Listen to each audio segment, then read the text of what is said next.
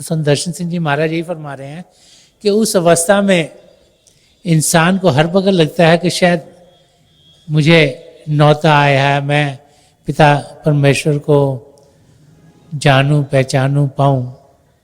और वो इंसान हर पल हर क्षण इसी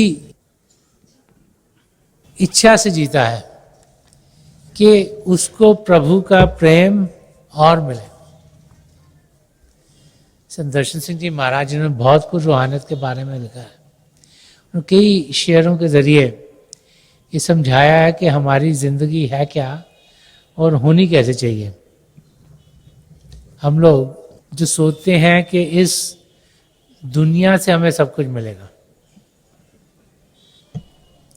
हम लोग जो ये समझते हैं कि शायद खुशियां, आनंद, सुख, चैन ये दुनिया की चीज़ों के ज़रिए मिलेगा, धन दौलत के ज़रिए मिलेगा, प्रॉपर्टीज़ के ज़रिए मिलेगा, बेटर रिलेशनशिप्स के ज़रिए मिलेगा। वो समझाते थे, इसलिए हम सब इस और कदम बढ़ाने शुरू कर देते हैं। तो संदर्शन सिंह जी महाराज फरमा रहे हैं कि ये जो दुनिया है यहाँ क्या है, जैसे एक फिश मार्केट होती है या एक बाजार होता है, आवाज़ें शोरगुल लगा रहता है, कोई कुछ बोल रहा है, कोई कुछ बोल रहा है, कोई कुछ बोल रहा है, बहुत भीड़, बहुत शोर होता है। तो फरमा रहे कि बहुत ही शोर था रंगीने जहां का, मगर वो कह रहे ये जो जहां है, जो रंगीन है, इसका बहुत शोर था। कोई यहाँ से बुलावा आ रहा है, कोई वहाँ से अट्रैक्शन आ रही है, कोई इस तरफ हम खींचे जा रहे हैं, कोई इस तरफ खींचे जा रहे हैं, कि बहुत ही शोर था रंगीनी है जहां का, मगर मिला न हमको यहाँ कुछ सिवा रंजो महन। वो कहते इस दुनिया में बहुत सी अट्रैक्शन थी, बहुत सी चीज़ें थी जो हमें अपनी और खींच रही थी, लेकिन ये भी किया, वो भी करा है, इधर भी गए, उधर भी गए, ये भी देखा, वो भी देखा, लेकिन मिला क्या? दुख दर्द के सिवा कुछ और ना मिला। क्यों? क्योंकि जब कोई चीज़ हम लेते हैं जो हमें अच्छी लगती है, थोड़े दिनों बाद कोई और चीज़ ज़्यादा अच्छी लगनी शुरू हो जाती है, वो बेकार हो जाती है।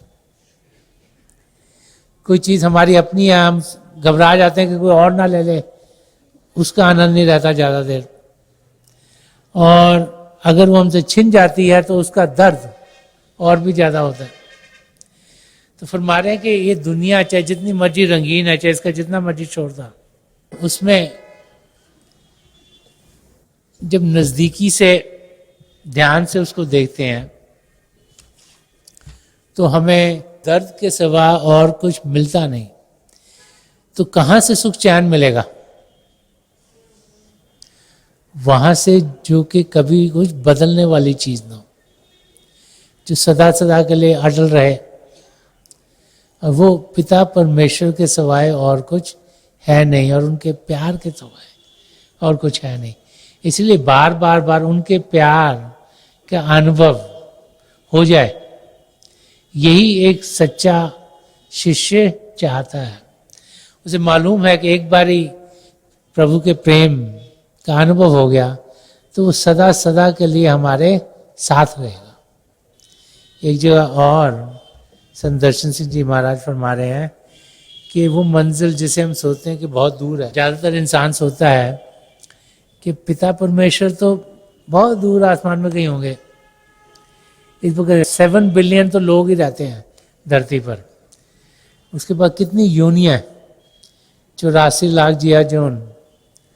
अगर सोचो कि उन योनियों में कितनी आत्माएं होंगी तो कितने अरबों खरबों आत्माएं होंगी। अब सबका ख्याल पिता परमेश्वर ने करना है, तो हम क्योंकि दिमागी तौर पर समझने की कोशिश करते हैं, और वो मन की गढ़त है, जितना उसका दायरा उतने तक ही समझ सकते हैं। पिता परमेश्वर से कहीं दूर है, तो हमारी समझ में ये नहीं आता कि पिता परमेश्वर अगर इतने अरबों खरबों जीवों का ख्याल कर रहे हैं तो हमारे ख्याल कैसे करते होंगे। घर में अगर एक पिता और एक माता हो, उनके 1 2 3 4 5 6 बच्चे हों, तो उनका ख्याल करने उनको बड़ा मुश्किल लगता है कि इनका ख्याल कैसे करें, क्योंकि कोई यहाँ पे कोई रोना शुरू हो गया, यहाँ पे कुछ और करना है, यहाँ पे कुछ और करना है, एंड देन उसी चक्कर में इंसान फंसा रहता है। फिर वो थोड़े से पढ़ लिख गए तो पढ़ लिख गए, इसकी जॉब नहीं लग रही, इसकी शादी नहीं हो रही, इसके बच्चे नहीं हो रहे, कुछ ना कुछ टेंशन लगा रहता है पेरेंट्स को अपने बच्चों का। तो इंसान को ये जानना कि पिता परमेश्वर उसका ख्याल कर सकता है, ये उसके दिमाग में जाता नहीं, उसकी समझ के बाहर है कि कैसे एक प्रभु हम सबका ख्याल कर सकते हैं। हमारी समझ में ये नहीं आता कि एक ही समय में वो सबके साथ कैसे होंगे। हम तो एक ही समय में एक ही के साथ हो सकते हैं, क्योंकि एक ही शरीर है, तो शरीर तो मल्टीप्लाई नहीं कर रहा। लेकिन जिसको many manifestations of the divine कहते हैं कि पिता परमेश्वर के अनेकों रूप हैं और वो हमारे अंग संग हर समय हैं। उसकी समझ अगर हमें आ जाए तो फिर हम जानेंगे कि प्रभु हर पल हमारे अंग संग है। जब इंसान को ये समझ आ जाती है तो उसकी जिंदगी अपने आप ही सुधर जाती है। जब आपको पता हो कि पिता परमेश्वर आपके आसपास हैं तो आप कोई गड़बड़ नहीं करोगे, क्योंकि आपको पता है कि जो भी गड़बड़ करे अभी इमीडिएटली लिखी जा रही है कि खाते में जा रही है। ये हम सुनते हैं जानते हैं, बट हमारे दिमाग में जाता नहीं। हम सोचते हैं ओहो यहाँ तो कोई भी नहीं है, चलो यहाँ गड़बड़ कर लेते हैं, कि ये तो कोई देख नहीं रहा। भूल जाते हैं कि प्रभु हम सबके साथ हैं। एक वाक्य है जहाँ के एक क्लास में एक टीचर था, उसने सबको एक एक बर्ड दे दिया और कहा कि इसको तुम जाके ऐसी जगह पे मारो जहां तुम्हारे कोई देखे ना, और मेरे को आके बताना क्या हुआ। तो सबको उसने भेज दिया। सारे बच्चे जब इकट्ठे हुए तो उसने पूछना शुरू कर तुमने कहाँ पे मारा, तुमने कहाँ पे मारा। किसने कहा मैंने यहाँ पे बर्ड को मारा, किसने कहा मैंने यहाँ पे इस बर्ड को मारा, किसने कहा यहाँ पे मारा। तो एक बच्चा था जिसके हाथ में बर्ड अभी भी था। तो टीचर ने पूछा कि तुमने मारा नहीं इसको। तो उसने कहा मैंने बड़ी कोशिश करी, पहले मैंने एक जगह ढूंढी, जब वहां मारने लगा तो कोई आ गया, दूसरी जगह ढूंढी, फिर कोई ना कोई निकल आया। फिर कहता मैंने एक आध में जगह ढूंढ ली। जब मैं उठा के इसको मारने लगा तो मुझको ख्याल आया कि पिता परमेश्वर मुझे देख रहे हैं, वो तो मेरे अंग संग है, तो मैं इसे मार नहीं सका। तो जब हम उस स्टेट पर पहुंचते हैं, जब हमें ये अंदर से पूरा यकीन हो कि पिता परमेश्वर हमारे साथ है, तो फिर हमारी जिंदगी खुद ब खुद सद्गुणों से भरपूर होनी शुरू हो जाती है। इंसान खुद ब खुद फिर वही कार्य करता है जो अच्छे होते हैं, वही करता है जिससे कि हमारी जिंदगी और वर्चुअस और खुशियों से भरपूर हो, जिसमें हम औरों के मददगार हों, जो सच्ची चीजें हों उस और ध्यान पाते हैं। तो संत दर्शन सिंह जी महाराज समझा रहे हैं कि हम ये ना समझें कि प्रभु हमसे दूर हैं। वो फरमा रहे हैं कोई भी दूरी ये मंजिल नहीं अगर दर्शन, कि कोई भी दूरी ये मंजिल नहीं अगर दर्शन। हम सबकी मंजिल तो पिता परमेश्वर को पाना है। तो कह रहे वो मंजिल कोई दूर नहीं है। कैसे? जहां को मेरा जुनूने खिरद शिकार मिले। वो कह रहे हैं कि अगर दुनिया को ये समझ में आ जाए, खिरद कहते हैं दिमाग को, कि दिमाग का शिकार कैसे करना है। वो फरमा रहे हैं जो मेरा जुनूने खिरद शिकार मिले, कि दिमाग को अगर हमने काबू में लाना है तो सिर्फ जुनू की अवस्था में जाके होगा, खुशियों की अवस्था में जाके होगा। वो तभी होगा जब हम हर समय प्रभु के प्रेम के आनंद की अवस्था में रहेंगे। जब उस अवस्था में रहेंगे तो ये जो हमारा दिमाग है, जो हमारे मन के जरिए चलता है, ये खुद ब खुद हमारे काबू में आ जाएगा। तो फरमा रहे हैं कोई भी दूरी है मंजिल नहीं अगर दर्शन।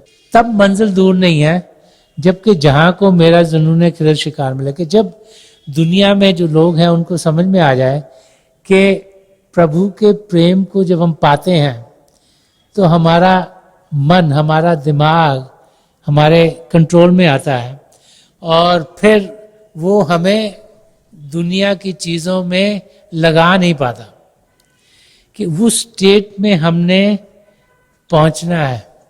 और फिर एक और जगह और बता रहे हैं, और ये बड़ा इंटरेस्टिंग शेर महाराज जी ने लिखा है कि कैसे जिस इंसान के अंदर एक लगन होती है, हर समय कशिश रहती है पिता परमेश्वर को पाने की, वो किस हद तक पहुंच सकता है। तो फरमाते हैं अर्शो आजम तक दिले बेताब ले गया। अर्शो आजम का मतलब होता है कि खुदा का तख्त, सचखंड, कि अर्शो आजम सचखंड तक, कि अर्शो आजम तक दिले बेताब ले गया, कि जो दिल में लगन है, बेताबी है पिता परमेश्वर को पाने की, वो क्या, वो क्रिएट करेगी कि हम प्रभु को पाएं। हम किसी पूर्ण महापुरुष की शरण में पहुंचते हैं, हमें नाम की देन देते हैं और फिर हम अभ्यास करते हैं, क्योंकि हम अपनी मंजिल तक पहुंचना चाहते हैं, हमारे अंदर लगन है। वो दिले बेताब कह रहे हैं कि हम प्रभु के प्रेम के रास्ते पर चल रहे हैं, कि अर्शे आजम तक दिले बेताब ले गया, कि जो प्रभु का तख्ता है, जो सचखंड है, वहां तक तो जो कशिश है प्रभु को पाने की, जो लगन है, उसके जरिए हम पहुंच गए। फिर उसके बाद शौक का सैलाब ले गया, कि तो उसके बाद जो शौक है प्रभु के साथ होने का, कि उनके साथ हो गए, अब हम चाहते हैं हर पल हर क्षण उनके साथ। तो फरमा रहे हैं कि जो अलख अगन और नाम, जो और 3 हिस्से हैं सचखंड के, 4 हिस्से हैं पूरे सचखंड, सचखंड है, अलख अगन और नाम, कि वहां पर जाने के लिए और जो इंसान के अंदर शौक है पिता परमेश्वर के साथ होने का, वो हमें और भी ऊपर ले गया। तो समझा रहे हैं कि सिर्फ प्रेम के जरिए हम अपनी मंजिल तक पहुंच सकते हैं। हम दुनिया की चीजों के साथ जुड़े हुए हैं और हम वो पाने की कोशिश करें जो हम सबके भीतर है। बहुत सी बार इंसान सोचता है कि ये बाहर की चीज अच्छी होगी। अगर आप दिल्ली में बैठे, आपको लगता है पेरिस के बादाम बहुत अच्छे हैं, दिल्ली से बहुत बढ़िया। अगर आप अमेरिका में बैठे हो तो कहते हैं नहीं नहीं जापान की चीज़ें बड़ी अच्छी हैं। तो जापान में बैठे हो कहते हैं नहीं ऑस्ट्रेलिया में चीज़ें बहुत बढ़िया मिलती हैं। ऑस्ट्रेलिया में बैठे हो कहते हैं नहीं नहीं हिंदुस्तान की चीज़ें सबसे बेस्ट है। सो चक्कर खा के आदमी वहीं आ जाता है। तो संत दर्शन सिंह जी महाराज ने उसके बारे में फरमाया है, फरमाते हैं कि दूर के ढोल तो होते हैं सुहाने दर्शन। जब दूर से आवाज़ आती है बड़ी अच्छी लगती है और बड़ी बढ़िया होती है, कि दूर के ढोल तो होते हैं सुहाने दर्शन, दूर से कितनी हंसी बक्र नजर आती है। वो कहते हैं जब लाइटनिंग पड़ती है, अब जैसे बादलों में बारिश होती है फिर लाइटनिंग पड़ती है, बारिश बड़ी खूबसूरत लगती है, लेकिन जहाँ वो पड़ती है वहाँ पर सब कुछ भस्म कर देती है। पहाड़ पे पड़ती है, पहाड़ का मकान पे पड़ गई तो मकान जल गया, जहाँ पे पड़ते खराबी करते, पर दूर से बड़ी खूबसूरत लगती है। तो हमें देखना है कि ये जो माया की दुनिया है जिसमें हमें बहुत सी अट्रैक्शन लगती हैं, अगर उसमें ही हम धंसे रहे तो वो हमारी जिंदगी बेकार कर देगी। हम सबको कुछ क्षण मिले हुए हैं इस मानव चोले में जीने के, वो आस्ते आस्ते से खत्म हो जा रहे हैं। अगर हमने इन क्षणों का फायदा नहीं उठाया तो फिर से 84 लाख जिया जून में हमारी आत्मा अटकी रहेगी। लेकिन मानव चोले में आने का यही मकसद है कि हम सब पिता परमेश्वर को जान सकते हैं, पहचान सकते हैं, उनको पा सकते हैं और 84 लाख जिया जून से छुटकारा पा सकते हैं। बार बार जब हम अपनी मंजिल की ओर बढ़ने की कोशिश करते हैं तो महापुरुष यही समझाते हैं कि हमें प्रभु को पाने के लिए ध्यान एक और रखनी चाहिए। इधर देखेंगे तो कुछ पा नहीं सकेंगे। फिर हम यही सोचते रहेंगे वो क्या कर रहे हैं, ये शायद अच्छा मैं भी कर लूँ, वो क्या कर रहे हैं अभी मैं भी कर लूँ। लेकिन अगर ध्यान पिता परमेश्वर की ओर रखेंगे तब हम वहाँ पहुँच जाएंगे। संत दर्शन सिंह जी महाराज ने इसे जगह और फरमाया है